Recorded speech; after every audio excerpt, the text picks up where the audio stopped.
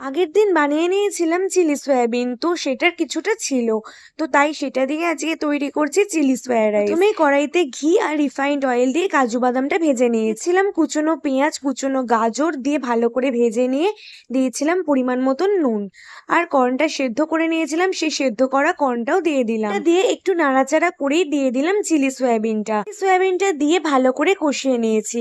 তারপরে দিয়ে দিলাম বিরিয়ানি মশলা, দিয়ে আরো কিছুক্ষণ কষিয়ে নিলাম। তারপরে দিয়ে দিয়েছিলাম গোবিন্দভোগ চাল, যেটা আমি আগে থেকে ধুয়ে রেখে দিয়েছিলাম। আগের দিনে বেঁচে যাওয়া খাবার দিয়ে তোমরা যদি এরকম কোনো নতুন রেসিপি বানাও, তাহলে সেটা কিন্তু অবশ্যই আমাকে কমেন্ট করে জানিও। এবার আমি দিয়ে দিয়েছিলাম পরিমাণ মতন জল আর স্বাদ মতন নুন, আর ভেজে রাখা কাজুগুলো দিয়ে ভালো করে মিশিয়ে নিয়ে পরে দিয়ে দিয়েছিলাম একটু চিনি, যাতে একটু খেতে মিষ্টি মিষ্টি হয়।